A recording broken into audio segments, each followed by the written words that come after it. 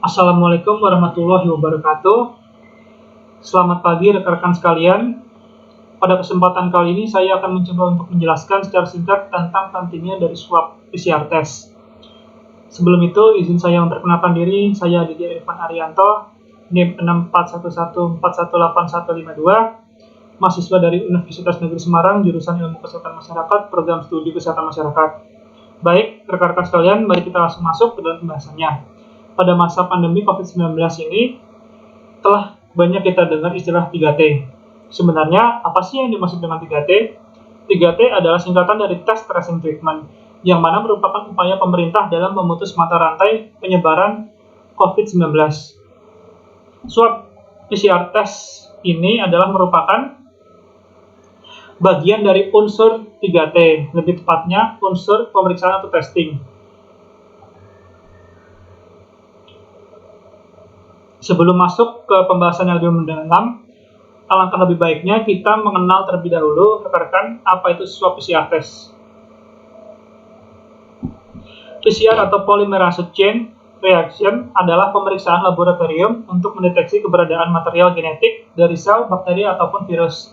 Saat ini PCR juga digunakan untuk mendiagnosis penyakit COVID-19, yaitu dengan mendeteksi material genetik virus corona. Apa sih tujuan dari swab PCR test ini? Tujuannya adalah untuk mengetahui ada atau tidaknya virus di dalam tubuh kita. Dalam kasus ini adalah merupakan virus COVID-19 yang diberi nama dengan SARS-CoV-2. Nah, kemudian akan timbul pertanyaan, apakah dalam pelaksanaan swab PCR itu bisa menimbulkan rasa sakit? Baik, rekan-rekan, saya akan coba menjawab dari pertanyaan ini. Faktanya, pada saat pelaksanaan swab PCR, bukanlah rasa sakit yang akan kita rasakan, tapi lebih kepada rasa tidak nyaman akibat respon tubuh yang muncul. Nah, respon tubuh yang muncul itu seperti apa sih, rekan-rekan? Respon tubuh yang muncul pada waktu saat pelaksanaan swab PCR pada bagian nasofaring, seperti kita refleks untuk memejamkan mata, kemudian mata kita bisa mengeluarkan air mata. Kemudian, pada waktu pelaksanaan swab PCR pada bagian orofaring, respon yang dikeluarkan oleh tubuh kita yaitu seperti batuk dan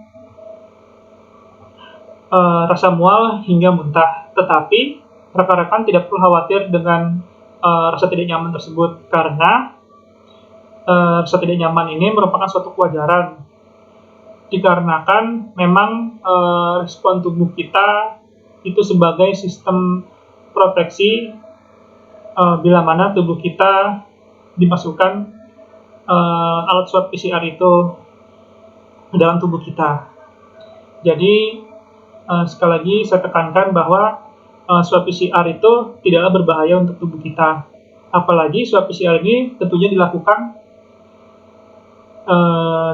oleh para tenaga medis yang sudah terlatih dan berpengalaman di bidang kesehatan, serta tentunya dengan prosedur yang sudah disediakan oleh pemerintah.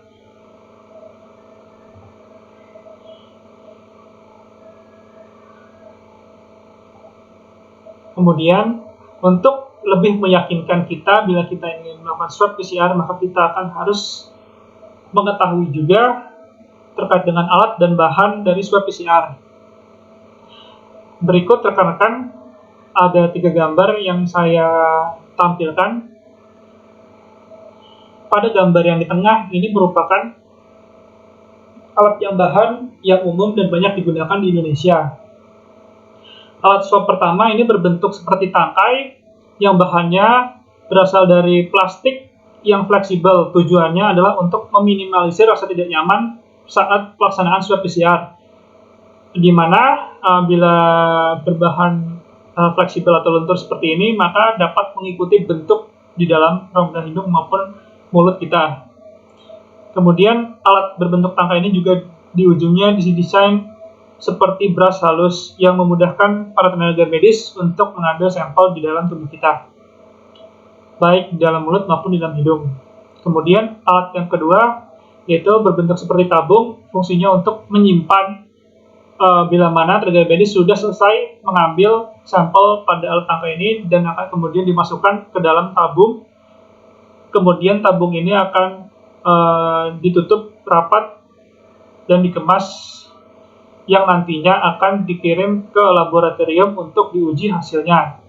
Nah, pada gambar yang di kanan ini adalah merupakan ilustrasi uji sampel di laboratorium untuk mengetahui hasil dari swab PCR ini. Nah, seperti kita sudah tahu, hasilnya nanti akan berbentuk positif dan negatif. Bila mana kita mendapat hasil yang positif, maka kita harus menjalani isoman atau mendapatkan pengobatan.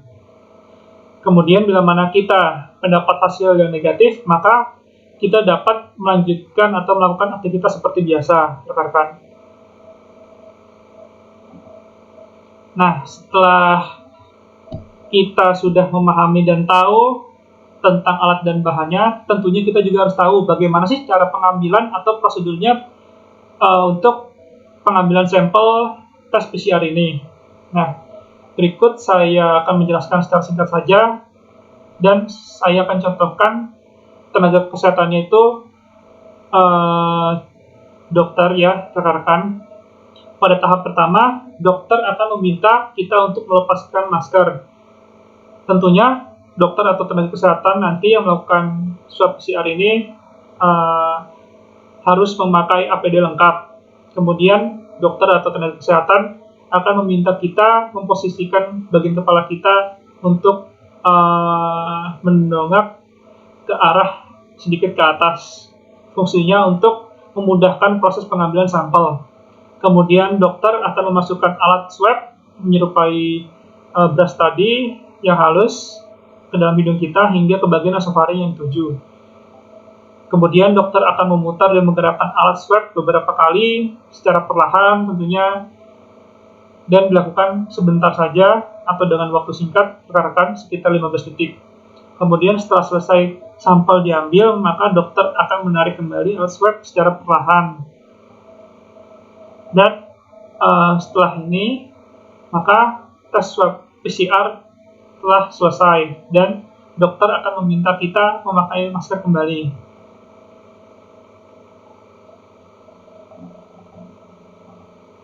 Nah, rekan-rekan, kita sudah masuk pada pokok pembahasan yang terakhir, yaitu pentingnya swab PCR. Nah, tentunya rekan-rekan sudah penasaran kan tentang bagaimana sih atau apa sih pentingnya dari swab PCR ini. Nah, saya membagi menjadi 3 poin penting, yaitu deteksi dini dan diagnosa pasti, kemudian akurasinya sangat tinggi, dan aspek ekonomis. Yang pertama ada poin pentingnya deteksi dini, yaitu sebagai pemutus mata rantai. Nah, maksudnya apa sih? Bila mana di daerah sekitar kita dilakukan swab PCR, maka kita dapat mengetahui dengan mudah dan pasti bahwa orang-orang terdekat atau orang di sekitar kita apakah ada yang terkonfirmasi positif atau tidak.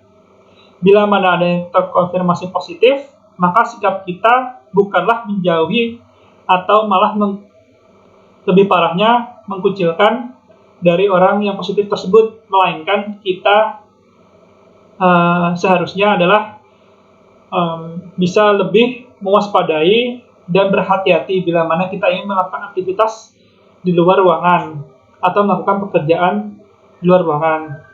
Kemudian yang kedua yang bisa kita lakukan adalah dengan cara kita meningkatkan atau memperketat dari prokes atau protokol kesehatan yang sudah kita tahu, yaitu 5M. Mencuci tangan, jaga jarak, memakai masker, membatasi interaksi, dan mobilitas. Kemudian, poin penting dari deteksi dini yang kedua adalah bila mana kita atau orang terdekat kita, baik itu keluarga, teman, maupun tetangga kita, bila terkonfirmasi positif, maka bisa lebih awal dan lebih cepat untuk ditangani.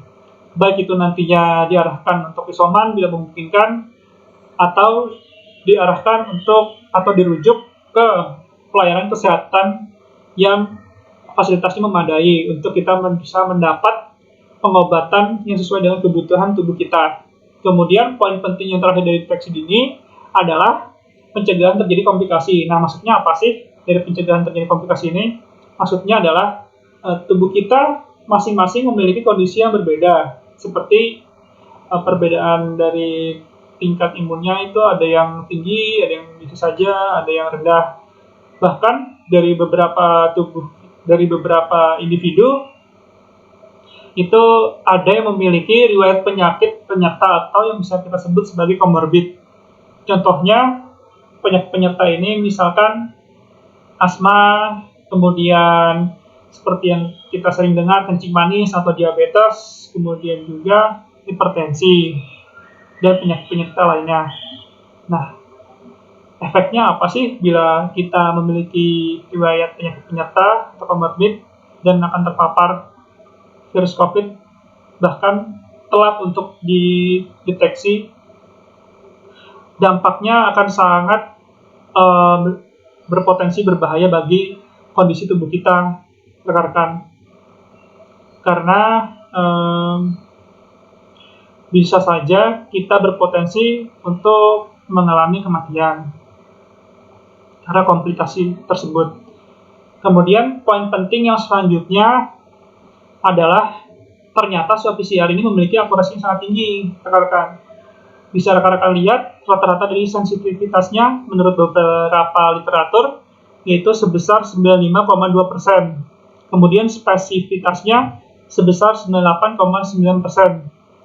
Rekan-rekan sudah lihat persentase. Kedua persentase ini merupakan persentase yang sangat tinggi dan sangat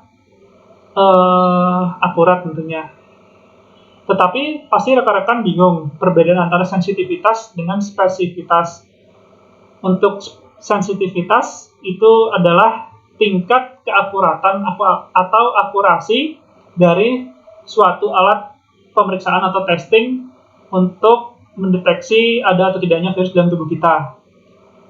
Kalau yang spesifitas itu merupakan tingkat kemampuan dari suatu alat pendeteksi atau alat pemeriksa ada atau tidaknya virus di dalam tubuh kita. Jadi bedanya itu sensitivitas lebih akurasinya, kalau yang spesifitas itu lebih kemampuan dari suatu alat tersebut. Kemudian poin penting dari akurasi yang sangat tinggi ini juga adalah ternyata swab PCR atau testing swab PCR ini telah direkomendasikan oleh Badan Kesehatan Dunia, rekan-rekan, yaitu WHO. Seperti yang sudah kita sering dengar. WHO adalah singkatan dari World Health Organization, yang mana bila sudah direkomendasikan oleh WHO, maka telah terjamin dari segi kualitas, maupun dari segi keselamatannya, maupun dari segi keamanan dan kenyamanannya. Karena swab PCR ini memiliki tingkat keakuratan yang sangat tinggi dibanding dengan jenis-jenis testing lainnya. Kemudian poin penting yang terakhir dan tidak kalah menarik adalah aspek ekonomis, rekan-rekan. Karena biasanya bila kita ingin melakukan swab PCR, pasti kita mempertimbangkan dari masalah aspek ekonomis kan, rekan-rekan. Tentunya pada segi biaya pemeriksaan atau swab PCR itu sendiri. Di beberapa waktu kebelakang ada berita tentang swab PCR itu mahal, ada isu-isu tentang swab PCR itu berbayar. Nah, itu tidak sepenuhnya benar, rekan-rekan. Ternyata ada layanan swab PCR yang gratis, rekan-rekan. Bagaimana cara kita mendapatkan pelayanan swab PCR yang gratis? Tentunya kita dapat menjumpainya di puskesmas setempat. Maksudnya adalah puskesmas-puskesmas yang ada pada kelurahan domisili dari rekan-rekan masing-masing. Dan bila mana juga rekan-rekan ingin melakukan atau mendapat pelayanan swab PCR ini juga dapat diakses melalui puskesmas kecamatan di daerah domisili masing-masing. Kemudian poin penting yang terakhir dari aspek ekonomis adalah tentunya lokasi swab PCR ini dapat kita jumpai dan jangkau dengan mudahnya.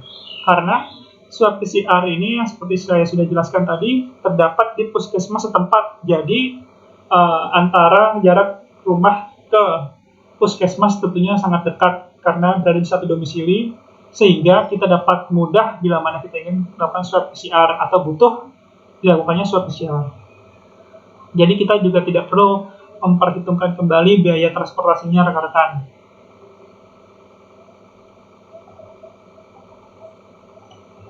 Nah, kemudian yang terakhir saya memiliki pertanyaan, yaitu pernahkah kita melakukan swab PCR? Bila rekan-rekan belum pernah, jangan khawatir. Rekan-rekan, saya mempunyai cuplikan video tentang ilustrasi dan simulasi bagaimana sih tenaga kesehatan atau tenaga medis melakukan swab PCR ini. Mari kita menonton dengan seksama, rekan-rekan.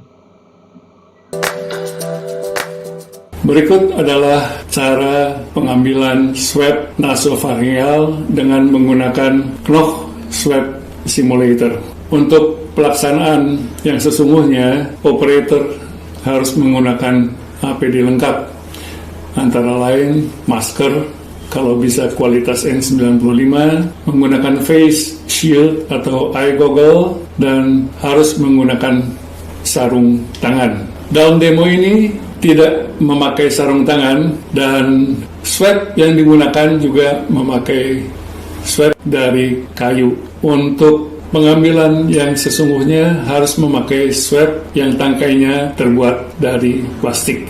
Caranya adalah sebagai berikut. Swab dimasukkan ke dalam lubang hidung dengan arah kurang lebih 45 derajat sampai masuk ke dalam rongga hidung. Kemudian tangkai swab diputar secara horizontal sampai arah tangkai swab menunjuk ke arah lubang telinga pasien. Swab dipegang seperti memegang pensil, didorong secara pelan-pelan ke arah belakang sampai terasa ada tahanan, yang berarti bahwa kita sudah mencapai dinding nasofarinks bagian belakang. Swab kemudian ditekan pelan-pelan dan diputar kiri kanan untuk kurang lebih 5 detik, dan setelah itu swab pelan-pelan ditarik keluar dari lubang hidung pasien.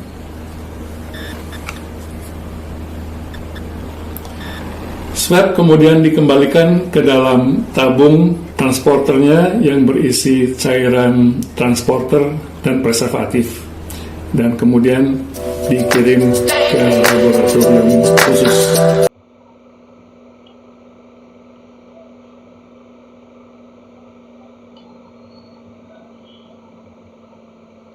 Baik rekan-rekan, berikut cuplikan videonya sudah selesai. Jadi saya berharap penjelasan yang saya sudah jelaskan dan paparkan di awal serta ditambah dengan video cuplikan tadi, saya berharap dapat bisa membantu rekan-rekan untuk memberikan sedikit gambaran akan pentingnya dari swab PCR ini. Dan saya harap juga rekan-rekan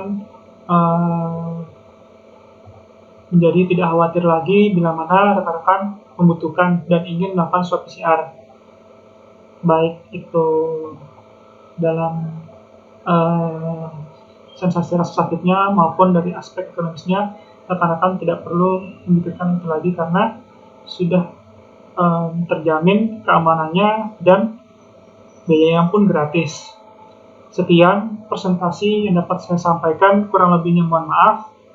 Wassalamualaikum warahmatullahi wabarakatuh.